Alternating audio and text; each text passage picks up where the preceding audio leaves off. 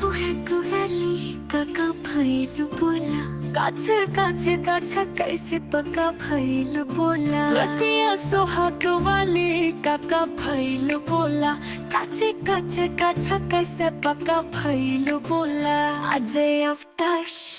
हाँ खेल गईलू आके फेल भइलू बोला लभुआला कैसन जत दे अरे पति कट गया रे सैया सट गया रे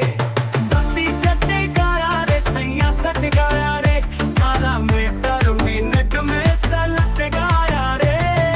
पति कट गया रे सैया सट गया रे सारा मीटर मिनट में सलट गया रे अजय अवताश हाँ राज खोला ना कैसन धमाल हुआ जी आगे बोला ना काका कमाल हुआ जी हमारा कलिया के सुना ऐसा हाल हुआ जी जैसे सेब कश्मीरी लाल लाल हुआ जी हाँ राज खोला ना कैसन धमाल हुआ जी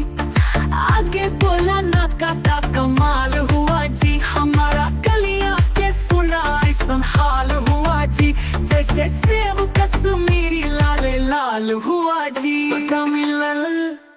आकी सजा मिलल